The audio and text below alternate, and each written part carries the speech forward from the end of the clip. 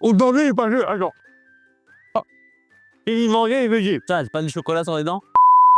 Bon, je voulais dire, aujourd'hui, je suis très heureux de vivre au Maroc. Parce que je vais vous expliquer ma journée. Je me réveille 10h45, j'ai bien dormi. Après, je vais au sport. En plus, il faisait 30 degrés aujourd'hui, donc j'ai bien transpiré. Après, je suis allé au hammam. Je me suis fait frotter le dos par un Marocain de 130 kilos, avec des mains énormes comme ça. Quand un Marocain de 130 kilos te frotte le dos au hammam, toute la saleté s'en va. Toute la crasse, tes angoisses, tes péchés, tout part. En plus, ce soir, c'est la finale de la Ligue des Champions.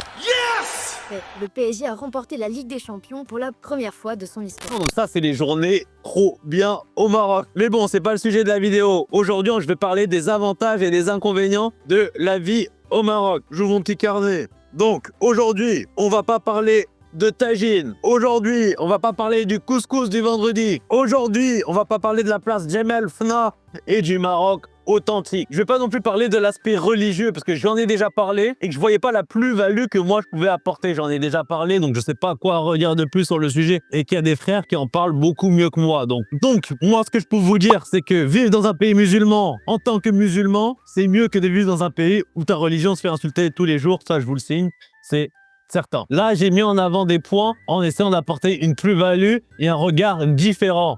Je sais pas si j'ai réussi à le faire, mais j'ai essayé de le faire parce que vous êtes les meilleurs et que vous méritez le meilleur. Donc, je vous mets les timecodes comme d'habitude parce que ton confort est ma priorité. C'est parti, yallah. Ou de la vie, évidemment. Parce que je sais pas si vous avez remarqué, et si vous le saviez, mais vivre au Maroc, c'est moins cher que de vivre en France. Oui, je vous jure. Et si tu arrives à avoir un revenu correct, tu peux très bien vivre et bénéficier d'une qualité de vie de roi. Waouh! Bon, en vrai, ça a quand même un peu augmenté, donc de roi, peut-être pas, mais tu pourras mener une vie de petit duc ou de petite duchesse, à condition évidemment d'avoir un minimum de revenus. Mais imaginons, si tu es capable de générer 1400, 1500, peu importe où tu es, tu vas très bien vivre au Maroc. Comme un petit seigneur, bon, un tout petit seigneur, car c'est pas si peu cher en réalité, mais beaucoup mieux qu'en France avec la même somme, c'est certain. Avec cette somme-là en France, tu vas vivre dans la précarité, la promiscuité et l'angoisse des fins de mois difficiles. Tu vas pouvoir bien vivre, bien manger, prendre des taxis, avoir une femme de ménage, faire des restos et même être polygame. Non, je rigole, faut que j'arrête avec ces blagues-là, ça peut me desservir en plus. Après, évidemment, c'est pas tout le monde qui peut générer un revenu hors de France, mais c'est possible et ça motive parce qu'il suffit de pas grand chose. Donc, j'arrive à générer 1400, 1500 de façon indépendante et je peux bien vivre au Maroc. Donc, c'est un rêve qui est accessible. Tu te dis pas, il faut 10 000, 20 000, 30 000. C'est possible. Évidemment, l'inconvénient lié à ça, c'est que tu vis bien avec peu au Maroc, mais tant que tu restes au Maroc. Parce qu'à partir du moment où tu sors du Maroc et que tu veux voyager, ça va être très compliqué. J'avais déjà raconté l'histoire d'une ancienne collègue qui, après avoir travaillé 6 premiers mois à Paris, après ses études, elle a pu économiser, elle a pu réaliser son rêve d'aller 2 semaines au Japon. Alors qu'avec un salaire marocain, même correct, en sortie d'études, va économiser 6 mois pour aller partir au Japon. Tu t'es trompé de rêve. Alors l'avantage en France, c'est que tu as une monnaie forte et qu'en économisant, qu'en partant dans les pays où la monnaie est plus faible, que ça soit en Asie, en Amérique du Sud, en Afrique, tu peux te mettre bien et vivre des expériences. Bon, certains me diront, on s'en fout, l'important c'est d'être bien dans ton quotidien. Oui, d'accord, mais bon, tu te fermes quand même beaucoup d'expériences, beaucoup d'opportunités, beaucoup d'expériences qui vont t'élever. Et moi, je sais que j'aurais pas été le même si j'avais pas autant voyagé dans ma vie. J'aurais jamais fait tout ça et vécu toutes ces expériences exceptionnelles si j'étais né et j'avais grandi au Maroc à une classe sociale équivalente. Et également, tout ce qui est smartphone, voiture, etc. C'est les mêmes prix qu'en France, c'est même plus cher parfois. Donc, avec un pouvoir d'achat marocain, c'est des prix qui sont complètement délirants. Et c'est pareil pour tous les produits qui n'ont pas un prix adapté au marché local. Bon, après ici, ils ont tous des voitures, ils ont tous des iPhones, donc je sais pas comment ils font, je sais pas les gars. Et donc là, je vais enfoncer une porte ouverte, mais le climat, c'est un des gros avantages du Maroc. Je vais essayer de ne pas ressortir les banalités qu'on peut entendre partout et parler de ça d'une autre façon. Parce que avoir un bon climat, c'est pas juste trop bien, il fait beau, je vais sortir en short au mois de décembre et montrer mes doigts de pied immondes à tout le monde toute l'année. Non, ça te donne plus d'énergie, ça change ton rapport au monde, aux gens et même à toi-même. Quand tu te réveilles, qu'il fait soleil, qu'il fait bon, et ben, tu te réveilles plus facilement, avec plus d'envie de faire les choses. Je me souviens de certains réveils à Paris, moins 1 degré dehors, il fait encore nuit, tu vois la pluie dehors, tu as envie d'aller dans un trou et te cacher. Alors naturellement, il y a aussi moins de dépression. Je sais qu'à Paris, j'avais plus de phases de dépré, voire de dépression, que j'ai moins ici. Donc c'est pas juste un petit kiff, c'est pas juste il fait beau, ça fait plaisir, il n'y a pas que ça. Alors que moi avant, je m'en foutais, hein, dans ma tête, c'était vas-y, je m'en fous, il fait beau, je vais transpirer, je vais être endormi, ça va me saouler. En fait, ça change complètement ton état mental et physique, ton humeur et ta psychologie. En plus, tu vas devenir plus beau gosse, plus que tu auras un meilleur teint de peau. C'est pas le plus important, mais c'est toujours bon à prendre. L'inconvénient lié à ça, c'est que le climat peut te rendre amorphe. Oui, je sais que j'ai dit que ça donnait plus d'énergie, nanani, nanana, Hakim, tu le dis tout, et son contraire, comment te faire confiance? Doucement, doucement, je vais t'expliquer. Moi, j'habite à Casa. C'est pas le sud du Maroc, pas à Marrakech. En plus, il y a la mer, donc c'est un climat qui est plus doux. Mais quand il fait vraiment trop chaud au Maroc ou dans des villes comme Marrakech, c'est vrai que le climat peut te rendre amorphe. Si tu as des grands projets de développement et que tu vas vivre à Marrakech, tu vas vite t'endormir, tu vas vite te laisser happer par cette douce vie confortable. Puis, il fait tellement lourd que ça pèse sur l'organisme et que physiquement, tu es incapable d'avoir cette énergie. Enfin, incapable, certains peuvent y arriver quand même, hein, il y a toujours des exceptions. Mais bon, à Marrakech, de 13h à 16h, tu fais la sieste. Hein. T'es pas en marche dans la ville, à bouger de partout, à droite, à gauche, même si à la clim. Hein, tu vois quand même certains pas mal ralentir. C'est pour ça qu'à Rabat, c'est les villes où il y a les bureaux, l'économie, parce que le climat est plus doux. Et je me vois mal me lever le matin à Marrakech, aller au bureau, faire toute la journée dehors, revenir à gauche, à droite et revenir le soir, il fait trop chaud. Alors aussi, un inconvénient, c'est le froid. Vous allez encore me le dire, mais c'est trop là. Il dit n'importe quoi. Comment vous pouvez continuer à faire confiance à ce type? Doucement, je vais t'expliquer. Au Maroc, il fait jamais vraiment trop froid. Mais à Casa, l'hiver, il peut faire 12 degrés. Et comme les immeubles, les apparts, qui sont pas conçus pour absorber le froid et qu'il n'y a pas forcément de système de chauffage comme dans les pays plus froids tels que la France, forcément, tu peux souffrir l'hiver. Tu vas avoir 3 semaines, un mois et demi qui peut être très dur, très froid. Bon, après, tu peux acheter un petit chauffage, mais ça consomme pas mal. Et c'est quelque chose qui peut être très surprenant, très contre-intuitif d'avoir froid au Maroc. Pourtant, c'est réel.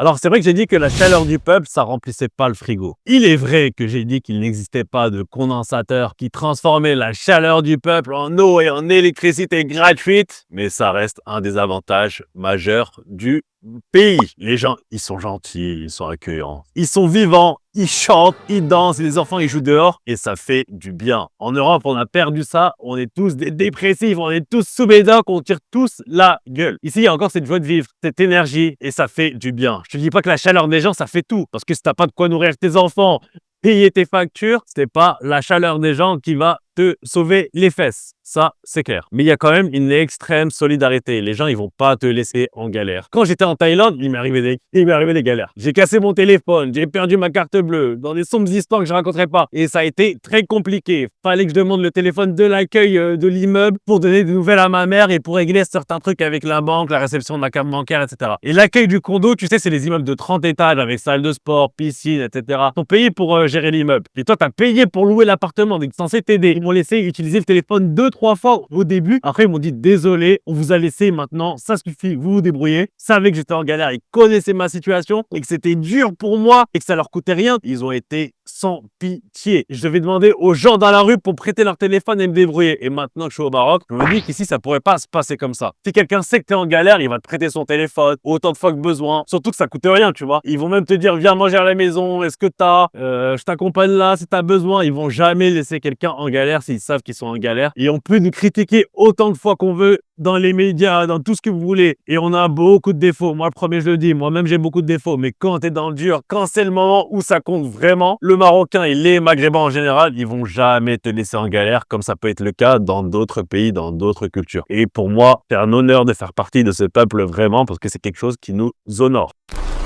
Vous l'aurez compris, l'inconvénient de cette qualité, c'est que c'est des bordélique. Parce que quand tu es entier comme ça, tu l'es dans le bon comme dans le mauvais. Beaucoup de bruit, peu de ponctualité, de la conduite à l'arrache. Je sais pas combien de fois tu as des mecs en scooter, en mobilette qui vont frôler. Et là, je me dis, imagine juste, j'avais dévié d'1 centimètre à ce moment-là. J'étais cuit, il m'aurait poché le mec. Et les choses, elles sont faites un peu à l'arrache parfois. Je sais que tu as des mecs, par exemple, qui ont fait construire des maisons Et les chantiers, ils sont faits un peu à l'arrache. Les mecs, ils viennent une semaine sur deux. Ou genre, tu sais, les détails, les finitions, ils sont pas faits de manière rigoureuse. Et ça peut créer tout un tas de problèmes, de la perte d'argent, des embrouilles. Et il y a plein de petits inconvénients comme ça qui sont dus à cette culture marocaine. Ça peut être gênant. Il faut apprendre à vivre avec. En fait, les Marocains, ils sont excessifs dans le bon et le mauvais. Et même moi, je sens que j'ai cette part-là. Je suis très excessif aussi comme ça. Et le truc qui illustre le mieux ça, c'est une fois quand j'étais petit, je m'en souviendrai toujours, je vois des mecs se rentrer dedans en voiture et s'embrouiller, tu vois. Et c'est allé très loin. T'as un des mecs qui est parti chercher une grosse brique rouge, il allait fracasser l'autre mec, mais vraiment, c'était chaud, bouillant. Puis ça s'embrouille, ça se calme, tu vois. Et à la fin, ils se font la bise, ils rigolent ensemble. On aurait dit que c'était les meilleurs potes du monde, alors que 15 minutes avant, il a failli avoir un drame. Et je sais pas pourquoi on est comme ça. Si quelqu'un a une explication, doit forcément y avoir une explication. C'est ton pays. Vous allez me dire, super, voilà l'argument, tu te moquerais pas de nous un petit peu? Tais-toi, gamin. Non, pardon, j'avais dit que j'arrêtais de faire ça. C'est plus profond qu'il n'y paraît. Il y a un truc très profond, très spirituel à être physiquement présent dans la terre de ses ancêtres. Ça s'explique pas, ça se ressent. Je pense même qu'un Marocain qui est né au Canada, qui a jamais mis les pieds au Maroc de sa vie, il va venir pour la première fois de sa vie à 40 ans, il va forcément se passer quelque chose en lui. C'est dans nos gènes, c'est dans notre âme, c'est dans notre sang. Je dis pas que je ressens pas ça en France, hein. Je ressens aussi ce truc-là en France. J'ai un attachement profond à la France, ça me manque d'y être, c'est le pays de mon enfant, j'ai plein de souvenirs. Mais là, c'est différent, car t'as pas tout l'historique de tes ancêtres de génération en génération sur des siècles qui étaient ici. Et parfois, je me dis, ça se trouve, mon arrière-grand-père, il marchait là où je marchais. Je suis en train de marcher au même endroit que mes ancêtres. Comme si j'entendais mes ancêtres parfois me parler. Et tu sais ce qu'ils me disent, mes ancêtres? Ils me disent, il y a Mbappé, buteur, côté 1,50, tu vas mettre la daronne à l'abri.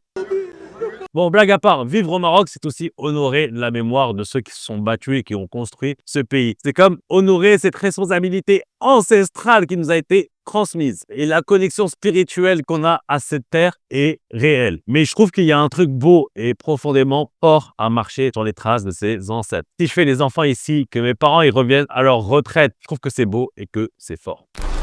Ces inconvénients ne sont pas forcément liés au précédent, mais il y a deux inconvénients que je vais regrouper ici. Alors tout d'abord, la lourdeur administrative de certaines choses. Ici, tu dois procéder à ce qu'on appelle la légalisation de certains documents. Enfin, de tous les documents même. Qu'est-ce que c'est que la légalisation des documents? C'est ramener un papier dans une administration marocaine pour qu'ils te disent oui, tu as bien ce document et qu'ils te le tamponnent et qu'ils le notent dans les registres de la commune. Alors, je t'explique comment ça se passe. Tu viens le matin, on te donne un ticket et tu dois attendre ton tour. En plus, l'antenne administrative de mon quartier, le panneau digital qui indique quel numéro c'est, il est en panne depuis toujours. Ce qui fait que celui qui te donne l'info du numéro, c'est un mec qui crie au milieu de l'administration. En plus, moi, au début, je ne comprenais pas les chiffres. Donc, au début, c'était une galère pas possible. T'as ton ticket, il y a écrit 188. Moi, je sais pas comment on dit 188 en Darija. Donc, t'as un mec qui crie Mio Hamsin George, Ma Hamsin Okrata. Et toi, t'es comme un ouf, tu sais pas, t'es quel numéro, tu vois. Et toi, t'es comme ça en train de dire, bon, Mia, c'est 100, oui, d'accord. Ça, je l'ai. Hamsin, c'est Hamsa, donc ça doit être 50, d'accord, 150. Et pendant que tu réfléchis, t'as le mec qui continue à gueuler Mio Hamsin. Et au moment où t'as compris à peu près où t'en étais, t'entends Miatin. Et dans ta tête, tu dis, mais Miatit, c'est 200, moi je suis 188, j'ai raté le train. Et encore, si tu devais y aller une fois de temps en temps, ça irait. Mais le truc, c'est que tu dois tout légaliser ici, tout le temps. Là, par exemple, à mon taf, on devait switcher le contrat vers une autre boîte. Donc, garder le même taf, mais on changeait d'entreprise. Donc, tu dois ramener ta démission pour la faire légaliser. Ensuite, on m'a filé mon nouveau contrat. J'ai dû repartir pour faire légaliser mon nouveau contrat. Ensuite, on te file ton solde de tout compte. Et ça aussi, tu dois repartir le faire légaliser. Donc, j'ai dû y aller 3 fois en 2 semaines, car tout doit être légalisé tout le temps. Et franchement, c'est chiant. J'ai l'impression de passer ma vie là-bas. J'en peux plus. Ensuite, la qualité de la vie. Je pense que ça doit être l'avantage numéro 1. Au Maroc, tu vis bien, il fait beau, tu manges bien, les gens ils sont gentils, ils sont accueillants. Franchement, t'es bien ici. T'as encore des fruits et légumes pas chers et de bonne qualité. Hein. On a de la chance. T'as imaginé la qualité de ce qu'on mange ici par rapport aux trucs remplis d'OGM qu'ils mangent aux États-Unis, par exemple? Que Dieu nous préserve de ça. Il y a plein de défauts, mais il fait bon vivre. Tu te poses le soir en terrasse, tu te prends un jus, eh bien, c'est pas cher, tu te balades à la plage, il y a vraiment une qualité de vie exceptionnelle. Tu te déplaces en taxi, c'est pas cher. Si t'as pas un mec du ménage comme moi, tu peux avoir une femme de ménage pour pas très cher. Et puis même les choses, elles sont simples, tu vois. Bon, à part la légalisation, mais par exemple, récemment, le tuyau de l'évier de ma cuisine fuyait. Donc je devais mettre un seau dessus, tout ça. Et je dis ça à mon oncle et il me ramène un plombier. Je lui donne 50 dirhams au mec pour qu'il aille acheter un nouveau tuyau à la droguerie en bas. Il me répare ça en 2 spies. Je demande à mon oncle, bon, combien je lui dois? Il me dit, non, non, t'inquiète. Donc, je pense que mon oncle a dû lui filer un petit billet en secret car il veut pas que je paye, c'est mon oncle. Mais le plombier, il le connaît bien. Donc, il a dû s'arranger avec lui. Et même si j'avais dû payer moi-même, bah, ça aurait été très peu, tu vois. Ça aurait été 10, 20 euros. Ça aurait vite été réglé. Alors que, imagine, en France, ça me serait arrivé. T'aurais vu un mec en salopette débarquer. T'aurais juste facturé 50 euros le déplacement. Donc, il a encore rien fait. Tu lui dois déjà 50 euros. Il te sent, oula, là, il y a du boulot. Alors qu'ici, ils sont cool. Il n'y a pas de problème, il n'y a que des solutions. En France, à la fin, tu aurais fait une facture, tu as peur. Tu es obligé de faire un prêt à la banque pour la régler limite. Ici, tu es tranquille. Et bien. Enfin, le manque de sécurité financière. Alors évidemment, je pense qu'un des inconvénients majeurs au Maroc, c'est le manque de sécurité financière que tu peux avoir. Et je le sens. En France, j'avais jamais l'angoisse du lendemain comme j'ai ici, tu vois. En France, je me disais, même si je perds mon taf, j'ai le droit à presque 2 ans de chômage. Même si le but, c'est pas de rester au chômage, hein, c'est pas ce que je voulais. Mais tu te dis que j'ai quand même quelques mois pour trouver autre chose, donc j'avais pas cette angoisse-là, alors qu'ici, je l'ai quand même. Puis j'ai la double angoisse de ça, parce que j'ai cette angoisse-là, et aussi qui peut s'accompagner de me dire peut-être qu'il faut devoir retourner en France, t'as pas de RSA, t'as pas d'appel, ou tout ce genre d'aide. Donc ici, t'as moyen de bien t'en sortir, mais ça peut être également très dur. Il y a un peu de chômage au bout de 2 ans, mais déjà, il faut le faire les 2 ans. Et c'est quasi rien. Tu as 3 mois à 70% de ton salaire et après 3 mois, tu es à 50%. Donc, si tu perds ton taf ici ou que ton business se casse la gueule, tu peux vite être en danger. Et ça, c'est très important à savoir. Il faut être conscient de ça avant de venir car tu peux avoir de très mauvaises surprises. Encore plus si tu viens en famille. Moi, je suis tout seul, donc je peux toujours me débrouiller comme un pirate alors que parfois, j'angoisse quand même. Alors, imagine-toi si tu viens avec ta femme, tes gosses, les maux de tête que tu peux avoir, que ça peut te créer, la boule au ventre. Donc, si tu veux venir, il faut vraiment bien préparer le truc et vraiment te sécuriser. C'est très important. Voilà, je pense qu'on a fait le tour, les gars. Et je me suis beaucoup pris la tête pour cette vidéo. J'ai dû préparer au moins 45 minutes pendant la pause déjeuner. Donc, abonnez-vous, likez pour me récompenser de ces 45 minutes de dur labeur. J'ai un mail si vous voulez me poser des questions, j'ai Instagram, j'ai aussi un mail pour ceux qui veulent savoir comment ça se passe ou si vous avez des questions ou si vous voulez me parler. Voilà, c'est tout pour cette vidéo les gars, merci de m'avoir écouté comme d'habitude. C'était Hakim, ciao. جمعكم كله رباح ويا رفقة ساداتي